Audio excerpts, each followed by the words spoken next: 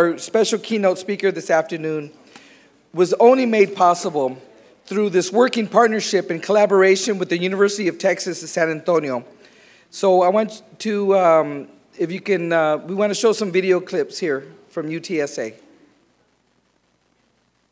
We are the University of Texas at San Antonio. We are research and discovery, education and sports. We are global economies and the arts. We are ideas, diversity, and culture. We're the next big wave. Cyber technology. We are a community of scholars, achievers and leaders. We are passion and we are change. We are roadrunners. We are UTSA. We are the University of Texas at San Antonio. We are the University of Texas at San Antonio.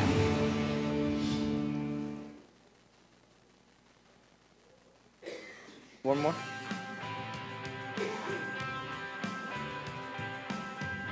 The Academy for Teacher Excellence, also known as ATE, located in the College of Education and Human Development at the University of Texas at San Antonio, is leading the way in preparing culturally efficacious teachers.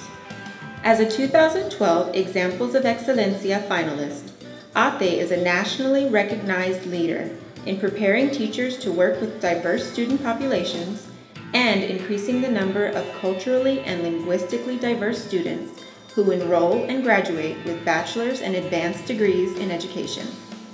ATE has achieved this by supporting Latinos and other minority students in overcoming barriers that would hinder university attendance, preparing university faculty to increase their sensitivity and preparation to address these barriers, providing mentoring and induction support to teacher candidates and novice teachers, conducting qualitative and quantitative research, and creating partnerships with community, schools, and universities to prepare students for academic success from pre-K through college.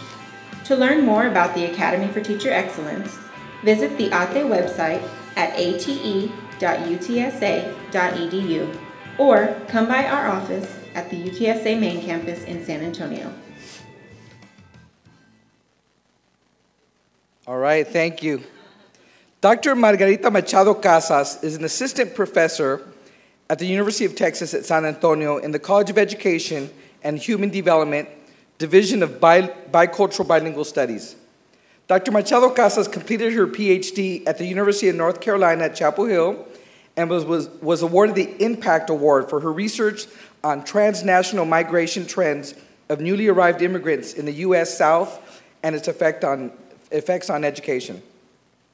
Her research interests include migrant, Afro-descendants, indigenous and Latino education, transnational communities, and minority agency in the fields of education, assessment, evaluation, parent-family involvement, and social-cultural foundations. She is currently the chair for the Language Policy Special Interest Group and the co-creator and chair for the first ever National Bilingual Education Student Organization, BESL, for the National Association of Bilingual Educators, NABE, which includes more than 25 universities and more than 300 education undergraduate and graduate students. She is the co-creator of the very first, this is great, the very first multilingual and multi-ethnic language master's program in Bluefields, Nicaragua. All right. Shout out to Bluefields. They're watching. They're watching. They're watching. Right? Is the power on today? It's on. The power is on today. Okay. She's a co-creator of the Trans-Afro-Lat Education Network, which connects scholars and students throughout Latin America and some parts of Europe who are engaged in the study of education, foundation, plurality, and social justice for linguistically and ethnically diverse groups across the globe. Her vision is to continue to globalize the organization, bringing together experts in the field who can engage in examining issues in education from a plurality of academic viewpoints and perspectives. Now, she is the associate editor for the Journal of Latinos in Education, which is a lead project initiative. She's also the section editor for the Handbook of Latinos in Education, another lead project initiative. She is the co-coordinator, right, along with me, of the National Latino Education Network, which is another one of our initiatives. She is a CSUSB alum, right? She was my master's student. She was my master's student, so we go back a long way. Time. And I had the honor of serving on her doctoral committee.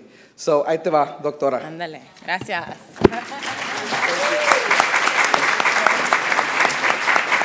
Okay. Thank you, everyone. President Morales, Dr. Murillo, lead affiliates, on behalf of the College of Education and Human Development of the University of Texas at San Antonio, I would like to thank you for your hospitality here at Cal State San Bernardino. It's nice to be back home, my second home now, because my first home now is San Antonio. And UTSA, as you know, it's a proud partner of LEAD since its inception. When I was a doctoral student, when I was a master's student here, and we kind of began talking about what LEAD would be. So it's wonderful to see it now at its fourth year. To our wonderful audience, and also all of you watching online, the over 1,500 town hall viewings across the United States and the over 30 countries who are watching us online right now, thank you very much. Mil gracias por su sintonía.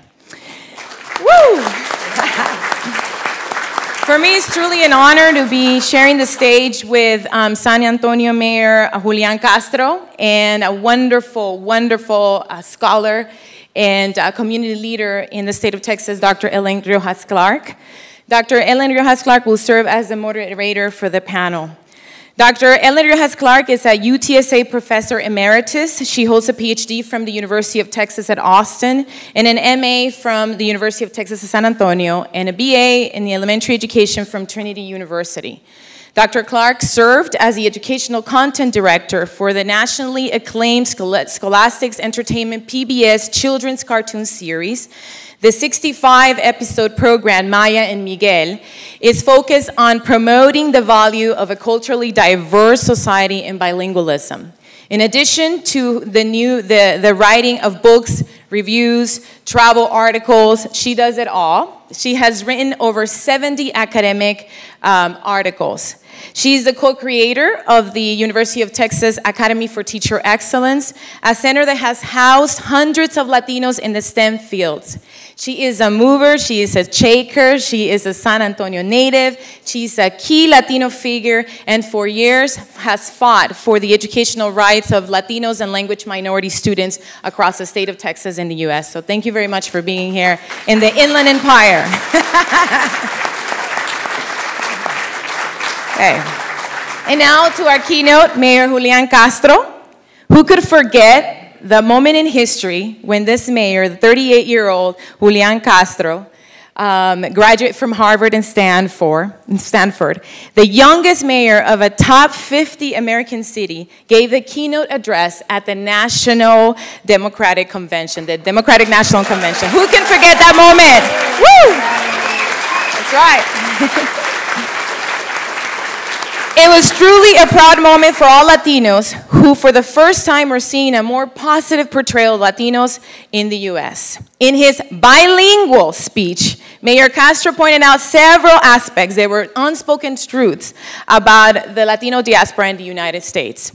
Among other things, he reminded us that Latinos are a major powerhouse in the United States, that we don't have to leave who we are and where we come from behind in order to be successful, that bilingualism and the ability to speak more than one language is no longer a luxury, but a need in order to be successful, and that lastly, education is key for the future development of the Latino population, social mobility, and growth. He reminded us that day that Latinos, if all Latinos succeed, we all succeed. If Latinos succeed, we all succeed.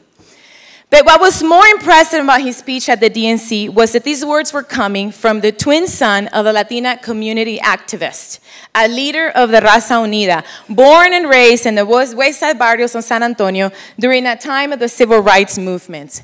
His word, commitment, sabiduría, and pasión were not coming from a scholar, an expert, or a speaker detached from the realities, difficulties, obstacles, and hurdles that many of our students experience in schools. What we heard during the DNC, which captivated us, drew us, touched us, is the same conviction, compromiso, that has guided him during his first term as mayor of San Antonio. And only after 4 years as the mayor of San Antonio, in 2011, the Milken Institute ranked San Antonio the nation's top performing local economy, only after 4 years.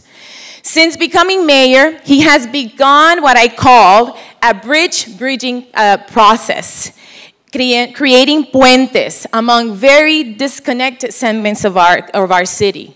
Mayor Castro created SA 2020, a community-wide visioning effort turned nonprofit that galvanized thousands of San Antonians around a simple, powerful vision of San Antonio. And that was to create a brain powerhouse, a community that can serve as a template for other cities in the nation. Education emerged as the community's top priority, with a key educational goal focused on a simple but powerful vision, right? Which was not so simple, but certainly powerful. And that was to make sure that kindergartners were ready. We had all of the kindergartners in our city ready, and that 95% of third grade students will read by the year 2020. Under his leadership, in 2010, the city also opened Café College. Café College is a multilingual one-stop center offering high-quality guidance, college admissions, financial aid, anything from preparations for tests, standardized testing, for any student in the city of San Antonio. Located in the heart of downtown, in its first year, Café College served more than 5,000 students, spurring an expansion which was completed in 2011. We know that educational outcomes are directly tied not just to the economy, but civic participation, but overall growth. Latinos are poised for powerful civic leadership. Our future strength and presence in the global economy that depends heavily on the educational outcomes of students, and our mayor knows that. Mayor Castro understands that we must create puentes, where Latinos can not move beyond just the statistics, but to actually create programs that help Latinos reach educational and economic success. He also understands the necessity to go from the local to the global. With the record number of deportations that we have now in the United States, the makeup of what we call a traditional Latino family has changed. So many of our families today are more transnational and transglobal than ever. And some of the same issues that we experience here in the United States are also experienced by other countries abroad. This is why next year, the city of San Antonio, along with the UTSA, the University of Texas San Antonio, and LEAD, will host in San Antonio a conversation on global education in the US and Latin America, where we're going to invite key leaders, ministers of education from different countries in Latin America to talk about how we can connect education globally. We hope that you can all join us online or come to San Antonio for that. Mayor Castro understands that it's not enough to continue to repeat the statistics that tell us how bad we're doing. We've heard this many, many, many times, too many times. But rather, we need purposeful action that can move our students towards the educational, economic improvement of Latinos. Innovation San Antonio 2020 is an example of the need to bring good ideas to scale, which has led the Inland Empire lead to take an interest in replicating some of the innovations that he has put in place in San Antonio. These can be replicated across the United States. So what we ask is, as you hear Mayor Castro's remarks, that you think about your local communities, you think about the students that you work with, the teachers that you work with, and then look at how you can use these ideas to improve your communities here in the United States and abroad. So without further ado, it is truly an honor to introduce to you El Hijo del Pueblo, the seventh largest city in the United States, the beautiful city of San Antonio, Mayor Julian Castro.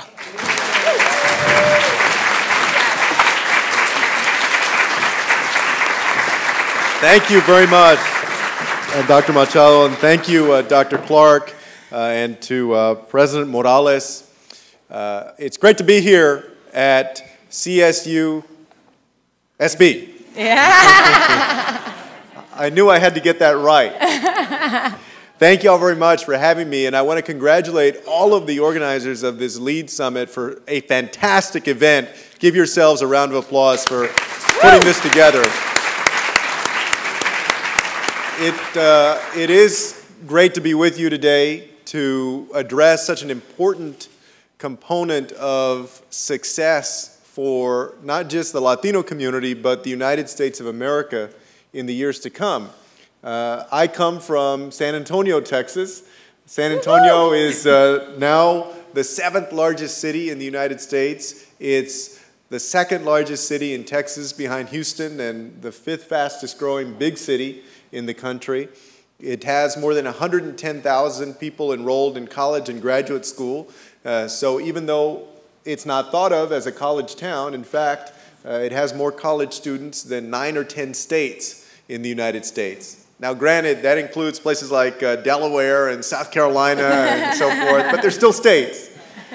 And San Antonio is also 63% Latino.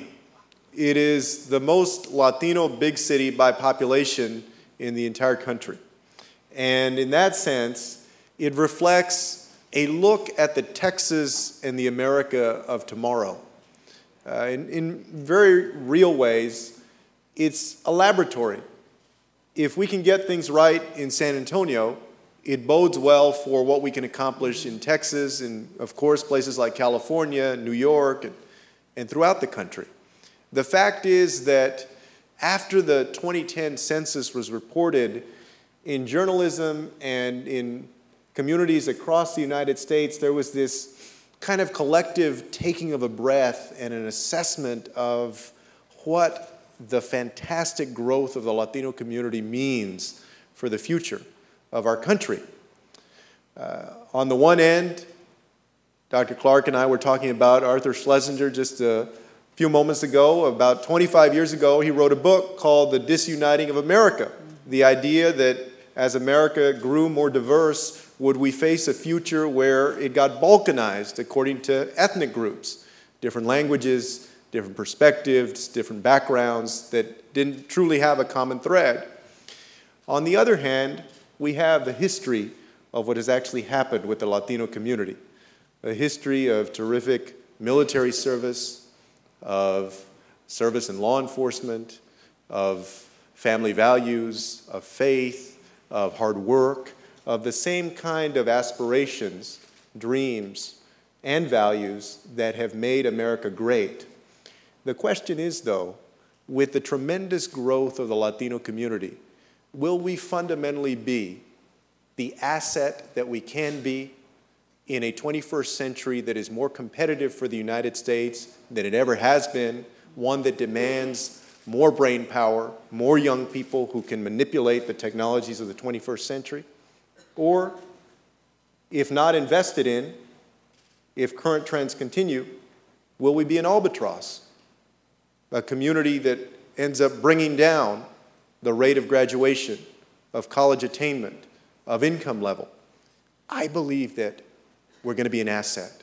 In fact, that we have been for many generations. And I wanted to share with you my own experience in my own life and to tell you how that's impacted what we've done in San Antonio, particularly with regard to education and trying to be innovative, creative, as we've moved along, to break outside of some of the conventional wisdom about what you can and can't do from a city perspective when you work with school districts, nonprofits, and the private sector. I should first say that I grew up on the west side of San Antonio. Woo! We have one cheer for that. The west side of San Antonio gave rise to maybe the most famous school financing case, which was the SAISD versus Rodriguez case from 1973. And this marks the 40th anniversary of that. I grew up mostly with my mother and my grandmother there and attended Edgewood schools and then SAISD schools. And there were several moments in my life, growing up with my brother Joaquin, where we realized several things about the importance of education. And I wanted to share just a couple of those with you. The first was one that happened very early on in the first or second grade. It was a conversation that I had with my teacher. Now, everybody here hopefully remembers elementary school. In elementary school, you don't have 6 or 7 or 8 teachers. You have one teacher. And school is kind of new and still exciting, but also sometimes disorienting. I remember one day after class, as folks were starting to walk out the door, my teacher stopped me and she said, I want you to, tonight, if you can, in your workbook, to do up to page 57. That was significant because page 57 was like a mile away, way beyond where the class was. She was asking me if I could go ahead and do extra work. And she said, you know, I've noticed that you've been doing well and I think that you can handle it. And so that night I went home and I did up to page 57 and I was excited and I brought it back the next day and then she gave me more work to do. And I thought, wow, what have I gotten myself into? But then she gave me more work, and over the next few weeks and months, I started to develop a self-confidence about my ability in that classroom. I, for the first time, felt special in school, like I could handle it, like school was something that was for me. It was something that I could excel at, a way that I could distinguish myself. And it was a great moment because it was the first time in class, at least, that I had felt that way. The second moment was a moment a few years later, right as we began, my brother Joaquin and I began middle school. Now, you got to understand that I had a mother that was a community activist, is a good way to put it. She was a hellraiser at one time. She was involved in the Chicano movement of the late 1960s and early 70s. She participated in the Raza Unida and the Young Democrats. She ran for city council when she was 23 years old, and she didn't win. Back then, there were no single-member districts in San Antonio, and so she was 23 and she ran but was not successful. But she was always a very vigilant parent. And the day that we first went to the school we were going to attend for middle school, it was orientation day. And it was an auditorium, you know, not much unlike this. And we showed up with my mom and sat down, and they started to proceed through the program of sort of telling us what was going to happen in middle school and that we would have 7 different periods and how it all would work with a homeroom and so forth. But then at some point in the presentation, one of the administrators, a counselor or another administrator, spoke up and said that we should look around, and almost in a cliched way that you hear in the movies, and suggested that we should look around us because that the chances were that maybe up to half of us wouldn't be there when it came time to graduate from middle school after the 8th grade. Well, that day, my mother yanked us out of that middle school and instead enrolled us in another one that was a magnet school about 1.5 miles away from there. And she told us later that if they didn't believe that her sons could graduate from the 8th grade, that they didn't deserve to have her sons in school. Woo!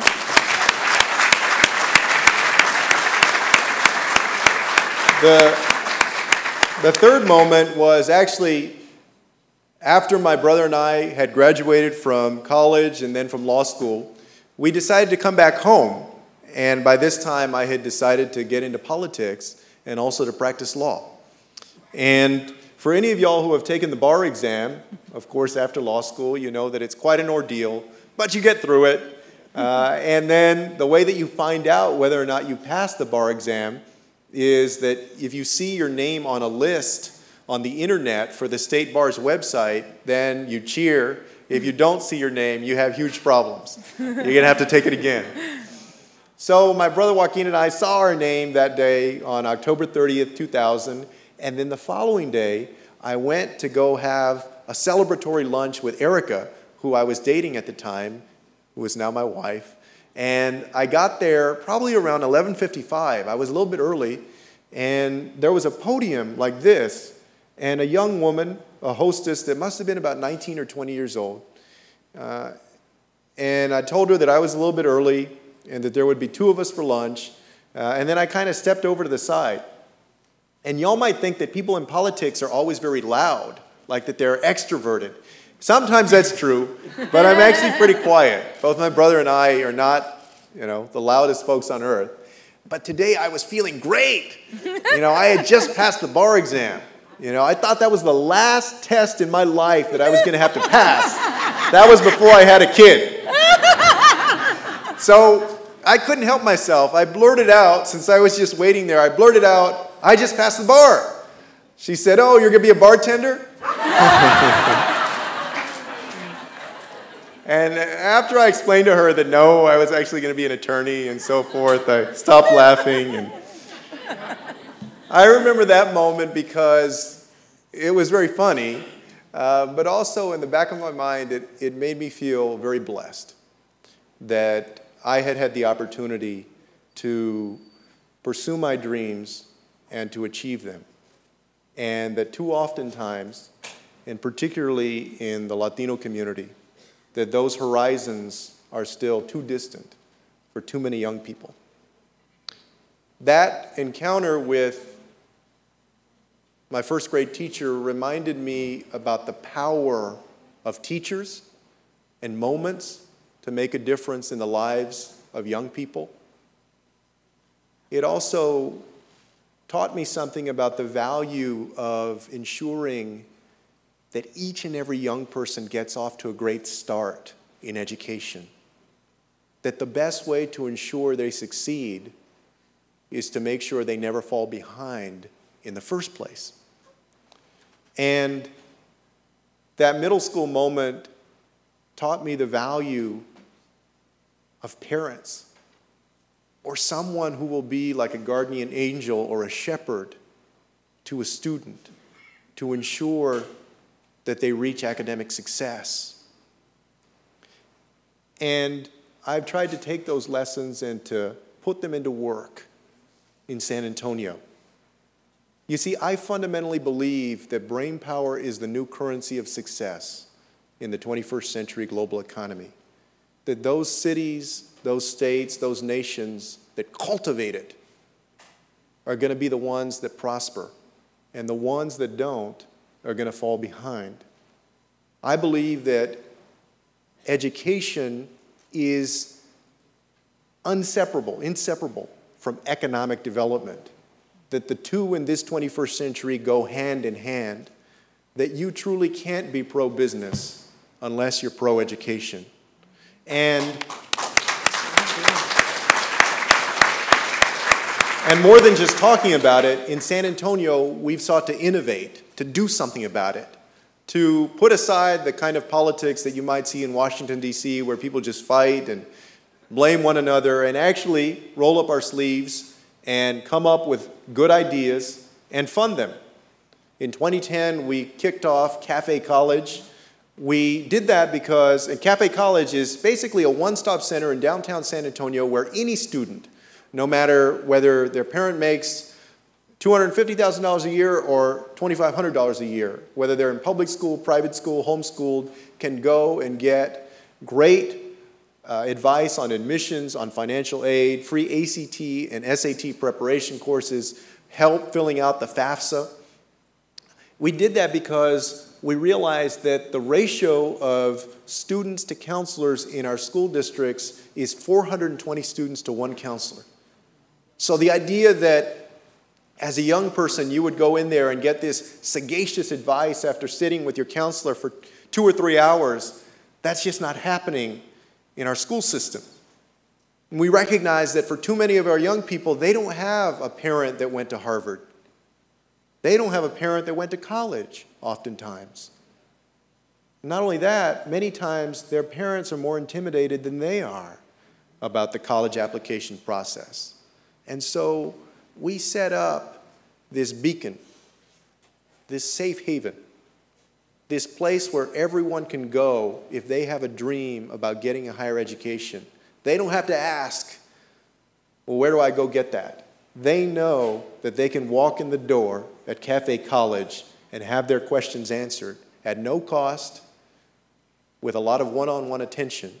And fortunately, we've seen results because of that. We have now over 12,000 folks who have used that in the last couple of years, people from all over the city, and particularly in the low-income areas, in the urban core of San Antonio. It's making a difference, I believe, to showing more students that they can afford college and they can get in. And secondly, this past November 6th, we put before the voters a unique proposal. We called it Pre-K for SA. Pre-K for SA was the product of a task force that I put together among business and education leaders to take a look at how we could move the needle in education. If we were to take the last 1/8 of a cent of sales tax that San Antonio had left before we reached our state cap, which produced about $31 million a year. And the task force looked at many different options, but at the end of the day, it found exactly what educational research has determined, that if you have $1 to spend and you want to spend it effectively on the education of a young person, that the best time that you can spend it is when that young person is 3 or 4 years old, right at the beginning, when their brain is developing the fastest, when they haven't got behind yet, when they aren't lacking yet for self-confidence.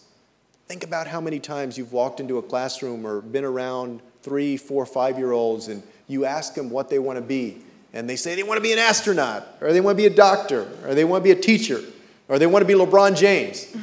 Or maybe I should say Kobe Bryant around here. Dora. And then you ask that same young person when they're a 10th grader, and you see their eyes are dimmer, and their attitude is darker, and there's a skepticism about them. Pre-K for SA was an effort, is an effort, to fund high-quality, full-day pre-K for 22,400 4-year-olds in San Antonio to close the gap of young people who don't get high-quality, full-day pre-K. And what we hope is that in San Antonio, we'll raise a generation of young folks who are better prepared when they start kindergarten, who are more likely to do well on those standardized third-grade tests, who are more likely to graduate from high school and then go on to college and reach their dreams, have a great career, and be able to provide for their families. And that's very significant to me, and I know that it's significant to y'all, because I think about the generations that came before us. A few months ago, I had the opportunity to talk about my grandmother, who came here from Mexico as an orphan when she was 6 years old. And she ended up in San Antonio and dropped out in elementary school and ended up working as a maid, a cook, and a babysitter her whole life. And then I think about the opportunities that her generation and generations before may have had if they didn't have the wind at their face of laws, of customs, of obstacles. You know, how many more brilliant novels might have been written? How many more Fortune 500 companies might have been founded? How many more cures for a disease might have been discovered if those generations before had been fully able to participate in the greatness and the opportunity of America? And the beauty of living in 2013 is that this generation of Americans and of Latinos, they have the talent, they have the brains, they have the ganas, and they have the opportunity to start those companies, to find those cures, to write those beautiful novels, if we work hard in our own capacities as professors, as school district administrators, as business leaders, as policymakers, and as citizens to craft for them the opportunity to thrive, to go beyond the back and forth and the blame game and do things that are innovative and that work and that get results. I believe that if we can do that, then that in places like San Bernardino and San Antonio and all of these cities in between, that we will be the leaders in ensuring that this is a generation that will help create not just Latino success, but success for this country, success in this 21st century. Really, we will help create another American century together. Thank you.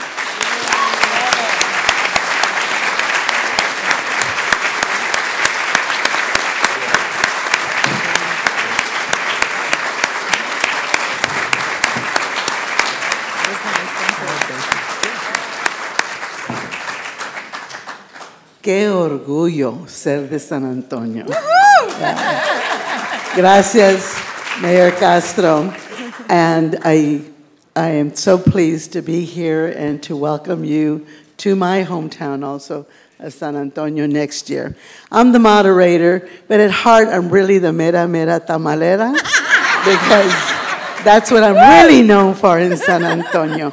But now what I'm going to do is to moderate the questions.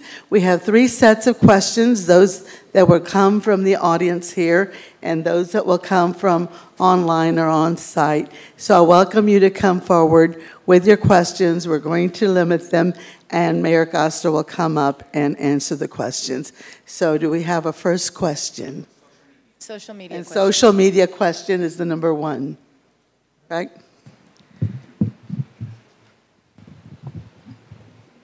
Is there a question from social media? Sure.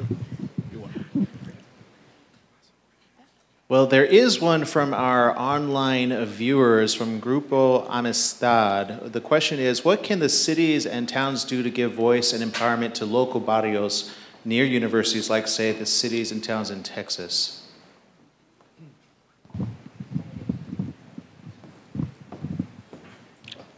First of all, thank you very much for the question, and to the folks that are watching online, hello. It's a great question, and I think there are a couple of ways that you can take it, but let me take a stab at it. There's an irony out there that oftentimes around universities or community colleges in the country, you often find barrios that are located around them that have very little connection to the university. And historically, some universities have been better than others at trying to connect, but one of the best ways that I've seen of trying to make that connection is to utilize the fervor, the enthusiasm of the students themselves to get out into the community and mentor young people or go into their schools for teacher training if they're trained to be teachers, head up nonprofits or be a part of, volunteer for nonprofits that work in the local community, and to use the space of the university as a public space, to have community meetings, neighborhood events, those things that demystify, so to speak, the university setting for communities around it. And I think that little by little over the years, universities have gotten better at that. I know at least in San Antonio, we've seen some progress, but there's still a lot that can be done.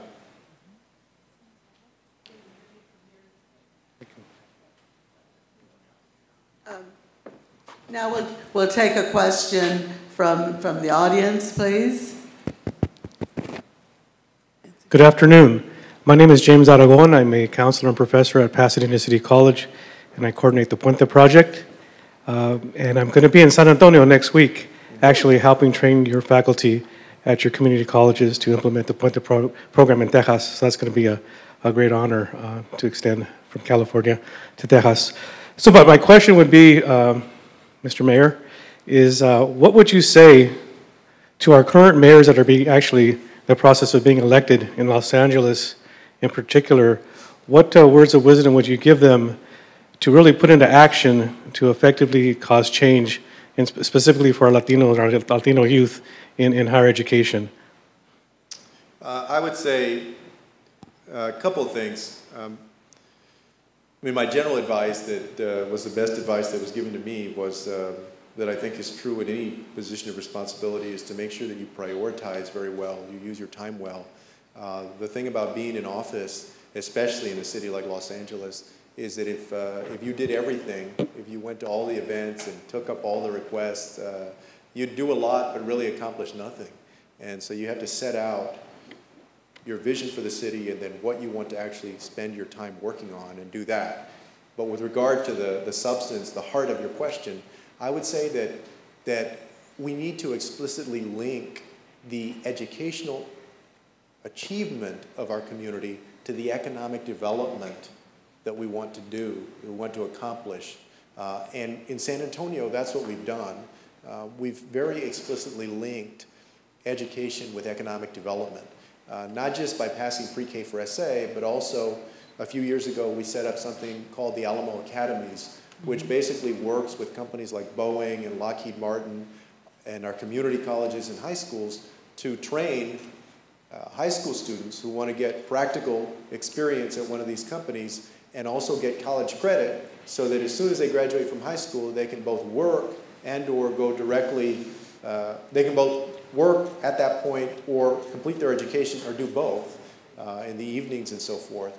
So I would say to look for innovative ways that you can combine educational achievement with economic development, and that if you do that, that's something that appeals to everybody in the community, but it's going to have a disproportionate impact on the Latino community and other lower income communities, because those are the ones that are going to get most lifted by that focus. Just want to say thank you very much for all you do in your city and for all of us. Gracias. Thank you. The next question actually comes from Dr. Romano, and there's actually two questions, one from him and another one. So the first is, what kind of programs do you envision for the kids that you spoke to at the high schools? What do we envision for high school level young folks? I will assume so. That's he's probably typing it out right now. Yeah, I mentioned one of them. So let me just say that, of course, I graduated from a four-year university, and in my mind, I want to make sure that every young person is educated well enough that they could go to a university if they wanted to. That's the sort of bias that I come from. But I also know that there are a lot of young people that that when they're in 10th, 11th, 12th grade, that if they've stayed in school in the first place, they're not going to go directly to college. And what's happened over the years is that vocational education has diminished significantly. So the question arises of what can we do to fill that gap? How can we both close the skills gap that exists between what employers need and the skills that young people have, and then how can we ensure that there's some productive future for these young people if they choose it? That's what the Alamo Academies is trying to do. We have an aerospace academy, we have an information technology and security academy, we have a manufacturing one, so that if they want to, they can get employable skills in a field they're interested in and also get college credit and pursue their higher education if they want to, or go into the working world. We also have launched things like a FAFSA campaign. We found that young people high school seniors who fill out the FAFSA are 350% more likely to actually go to college.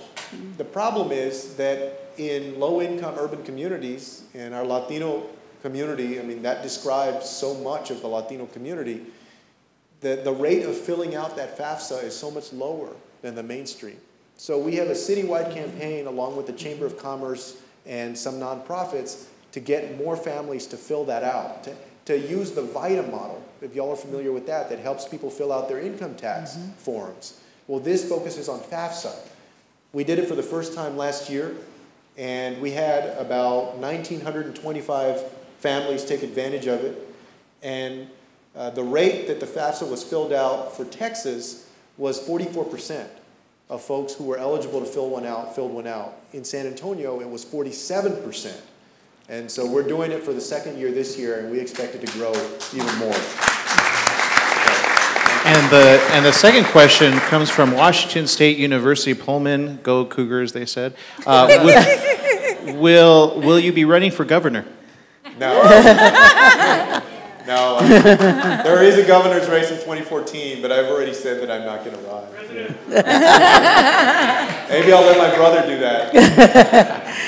What a logical situation or solution to the issue in San Antonio that we have done. So I think as you listen to the responses, whether you're online or here, be sure and take some of these ideas that maybe you could incorporate them in your community. We have a question from the floor. Thank you for coming. Proud Coyote here. I'm a Cal State graduate. Question I have, given the changing demographics in the United States, there's a growing anti-immigrant sentiment. How can you address that sentiment and help our young, undocumented young people achieve their goals and overcome the overall sentiment against them nowadays? Yeah, thank you very much for the question, which I believe is right. I would say, though, that I don't know that it's growing now. I think it's receding, finally, thankfully, going down. This nation had a kind of a fever of sorts about immigration that is cyclical, and you see this throughout the history of the United States, and particularly during tough economic times. I believe that immigrants were being blamed based on a lot of the frustration that folks had because of the economy. I guess that's not surprising, but the good news is that right now there's a better opportunity for bipartisan legislation to pass comprehensive immigration reform, with the DREAM Act included, a pathway to citizenship included. So your question was, what can I do, or what have I done? I've been an active voice in Texas supporting comprehensive immigration reform. We passed a resolution in 2010 during the time that Arizona had passed its SB 1070, saying that Texas should not do the same. It didn't take hold in Texas because of a lot of legislators that helped stop it.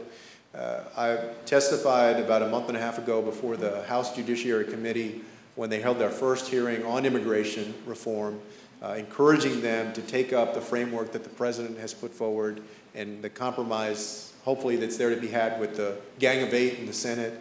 And I'll continue to be an advocate for it as much as I can. And he says he's quiet. We do have a very strong voice in San Antonio. Another question from the floor. Yes, Mayor, my name's Steve Garcia. I'm an English teacher for the past 20 years at Riverside City College and the Puente instructor as well. I saw you on C-SPAN, by the way, and I thought you had the words you were saying were what we needed to hear. Real quickly, the question I have is I'm also working on my doctorate at UCLA. My whole purpose is to recruit more Latinos into legal education and to become lawyers. My question for you is there any way you can share with the young people here about why you became a lawyer? Because I feel really that's the power we need to make change. So I'm just curious if you can share that with us. I'll answer that in a serious way. Yeah, lawyers are always the butt of too many jokes. Yeah. So. My brother, Joaquin, always knew that he wanted to be a lawyer. Well, I say always. Since he was about 9 or 10 years old, my brother would talk about being a lawyer. That's what he wanted to be. I wanted to be Johnny Unitas. Look, not tall enough for that. But what interested me eventually about the law was that I saw the law as a force for good, a force for ensuring that the nation could live up to the words in the founding documents of the Constitution, of the Bill of Rights, and throughout history, whether it was Brown versus Board of Education or a whole series of other civil rights legislation, the law was what had been used to move our society forward. We have that opportunity right now with regard to the Proposition 8 litigation that's going on. And so that's what fascinated me about the law, is this sort of the role that it has played in ensuring fairness for people throughout the country. My advice to young people who are interested in going into the law would be to try and get as much of an up-close and personal look at it as possible through an internship with a judge or at a lawyer's office, because a lot of times people think of law and they think of what they see on TV. And that can be good and bad, but there's so many different ways to practice law today some people that never go into a courtroom, as you know, and some people that are there all the time. And so that would be my advice, to try and get a sense of it by doing an internship if you can somewhere. Okay, thank you. Thank you so much for all of those questions. And I'm sorry we're going to have to cut it off at this moment. But Mayor Castro, mil gracias for todo del corazón. Well, it's great to be here in Coyote Land. We'll see you all in San Antonio next year. Thank you.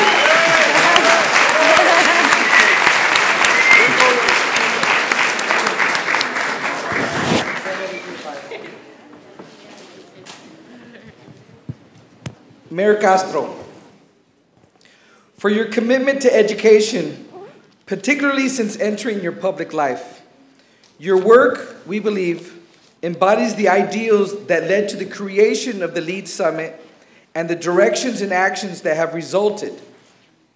We would like to award you with our LEAD Education and Advocacy Medallion of Honor.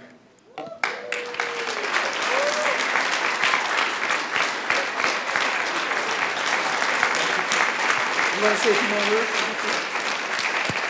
No, I just thank y'all very much, and keep it up. It's an important endeavor that y'all are engaged in, whether you're a student, whether you're in academia or a policymaker.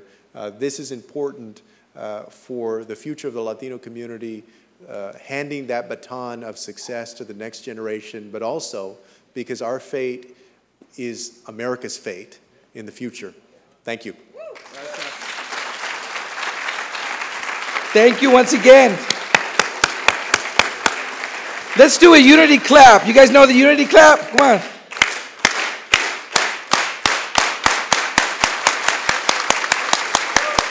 Órale, muy bien. Friends and colleagues, we're going to sign off now from the stage, okay? So those of you who are watching us, stay on, because in a couple minutes, maybe we get a few more minutes over here with Aaron and Mabel. Okay, so I just want to say the nation and the world are deeply inspired by the commitment you all showed to the educational issues that impact Latinos.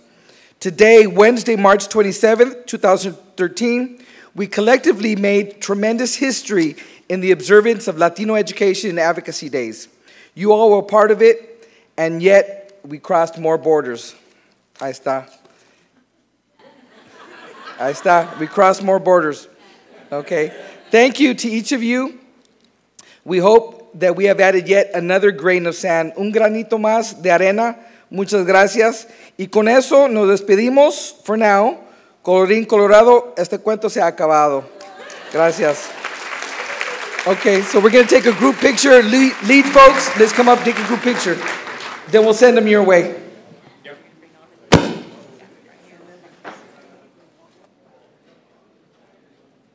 Well, that's it for... I can't believe we're at the end of the day. I'm so ready for an evening Well, there is going to be an evening portion, but it's going to be more entertainment. Oh, okay, great. Well, the Latino Education Advocacy Day, filled one. Again, we had just so many great inspirational talks. Absolutely. It was such an array of well-educated individuals who provided such just got a wealth of information. Finalizing it with the mayor of San Antonio, who's such an impressive individual, became a councilman at a very young age, mayor at a very young age, has been recognized nationwide, and hopefully we'll have the opportunity to talk to him very briefly. And we want to acknowledge, all of those that have made their way and made their day today here in person, but especially to those of you online with us participating. In fact, several of you actually commented online right now. You said, we just concluded a very powerful and productive meeting at our town hall. That was the University at Buffalo. So we've got University at Buffalo saying that. Dr. Romano said, we are grateful for this great opportunity to share our knowledge, support, and love. Los quiero mucho. Dr. Jacqueline E. Romano. Oh, Jacqueline. I didn't realize it was Jacqueline. I thought it was, okay. See you in Texas next year. Awesome. And again, that comes right down to it. In order for this information to really go past here and your ears, we need you to share it. So all of the programs that you just saw, if there's anything that you particularly liked, all of those are going to be on demand, on the video on demand, livestream.com/LSAC National. Also, follow and Facebook on Twitter and Facebook, Lead Projects. Make sure to do that because they'll be posting updates and really, again, get the word out there, get the message. Because that's the great thing about online is we have people running all over just to get online right now. The excitement continues. Yeah, wow, he's logging on right now. Okay, well, if you don't mind, since this is a bilingual event, I just wanted to say a few words in Spanish to all of the individuals worldwide that have been watching us. Muchas gracias por su apoyo, le agradecemos y nos sentimos muy orgullosos de lo que pudimos compartir con ustedes en este día. Basically, I said, I just want to thank everyone for their support. We're so proud of what we were able to contribute to everyone. I want to give a shout out. Of course, I can't give a shout out to everyone, to all the town hall viewing chapters, but I will mention a few. We have the Faculty of Arts and Sciences in Newark at Rutgers, the State of University of New Jersey. Of course, I have to mention that because I'm from New Jersey. New Jersey. We have the Federación de Estudiantes del Instituto Tecnológico de Costa Rica, George Washington University, Inter-American University of Puerto Rico, Latinos for College Foundation, the MTA Transportation Business Advisory Council, the National Association of Hispanic Nurses, la Universidad Autónoma de Baja California, Northern Arizona University. The list goes on and on. In fact, our online university at Buffalo is talking, saying several Latino students have committed themselves to help Buffalo's struggling Latino students by becoming their big hermano and or hermana, for those of you Spanish inclined or not inclined like me, brother or sister. Very good. Yes, I got that. Dora the Explorer, you did wonders. Thank you. They were empowered by a top university professor administrator. So very interesting. We've got SBVC Town Hall. Again, Dr. Romano, with your good questions. And again, we're going to do this next year. The next year, wow, it's going to be 5 years for this. That's good. That's a lot of footage. Well, I have to say, 20 countries I believe it was about 28 countries this year, about 1,500 viewing chapters. So who knows what we'll reach next year. Right.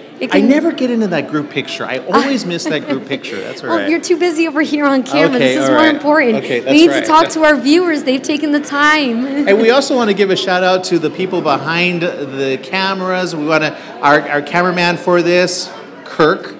That's such an awesome name, Kirk. So Thank Kirk's you so behind much. that. We've got all of the rest of the crew. I can't name them all, but they all know who they are. I will say our director, of course, James Trotter, his assistant director, well, no, it's still a director. Assistant director, Liz, Viramontes, and again, all of those that have helped put this together. The sponsors, we thank you for making this possible, making it possible. Yes. That couldn't have been possible without volunteers. All the volunteers here doing their thing, and even those that actually came in, many of, again, the people that were speaking today, Dora the Explorer and all those people were not paid anything. They were invited. You're really to come. stuck on Dora the Explorer. Yeah, and I got a picture with him too. That's going to be your memorable moment. If you want to see the picture, go to my Facebook, facebook.com, Aaron M. Sanchez, and find me there.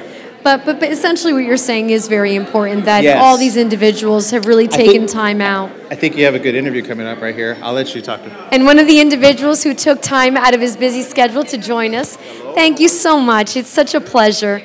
Please join me up close and personal.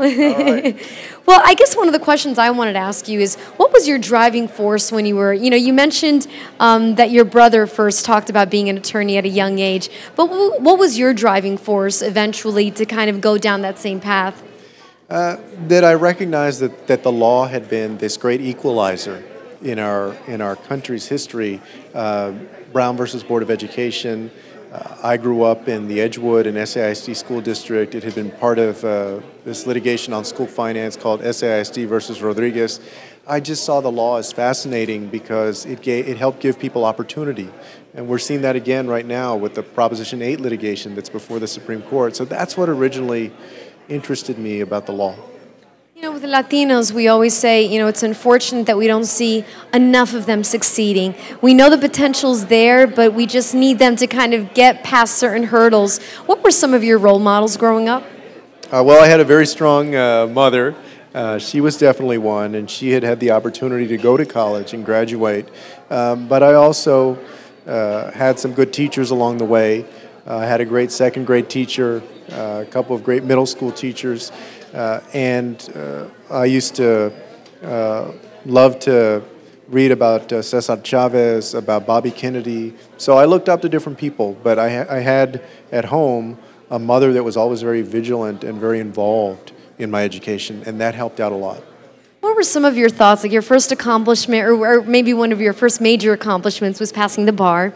Then you eventually went on to become councilman, mayor. You've been recognized by Time Magazine. You've been recognized really nationwide. Was that something that you ever, even in your wildest dreams, thought that you would be accomplishing, or even being asked a question that, are you running for governor or president? No, it's very flattering, yeah, no doubt. If you had asked me when I was in high school, did I ever think that I would go into politics, I would have said no, because even though I grew up with a very active mother, I hated politics because I would get dragged to speeches and rallies and organizational meetings that lasted 3 hours, and so I didn't want to have anything to do with it. But these days, it's just very flattering, and I think part of the challenge is trying to keep it all in perspective, and people can get a very big head about themselves if you're not careful, and so just trying to keep things in perspective. We obviously just, we're finalizing an educational summit, and as you move forward, you're the mayor of San Antonio. What are some of your visions, some of the challenges perhaps that you see that your city is facing that you'd like to kind of get past, ideas that you have, maybe ideas that you, you know, were able to get some insight today that perhaps you can implement? Yeah, I think we have all across the line these significant hurdles that we have to overcome in San Antonio, but I believe we're making progress, but starting with kinder readiness, children being ready to learn when they enter school. That's why we passed pre-K for SA. Same thing with children staying in school, making a choice to stay there in the 9th grade instead of drop out. We've had something called the Education Partnership for about 25 years now that rewards high school students who stay in school, who get a B average at least and a 95% attendance rate. It gives them a scholarship to go where they want to go in terms of a university or community college.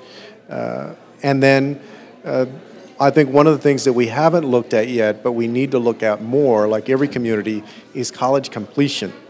Because we focus a lot on kids getting into college, but so many of our young people get into college and then they never finish. In fact, the graduation rates for most colleges are fairly low. It's a surprise to a lot of people. So that's one of the things that we're going to focus on in the years to come, is actually getting them across the finish line. Well, I want to thank you so much. Congratulations on all your accomplishments. And you really serve as a role model that hopefully will have more students looking to you and seeing all of your accomplishments and wanting to do something similar. So thank you so much. Thanks a lot. It's such a pleasure. And so we just had the pleasure of talking to Mayor Julian Castro, truly an inspirational young man, if I dare say. Yeah, absolutely. And again, we are going to have to go. Thank you so very much for those of you watching on live stream. Remember to share Facebook and Twitter. Continue the movement. Make it go forward. And we will see you next year right here at California State University of San Bernardino. Again, I'm Aaron Michael Sanchez. And I'm Mabel Aragon. Thank you so much for joining us today. We'll see you next time. Bye-bye, everyone.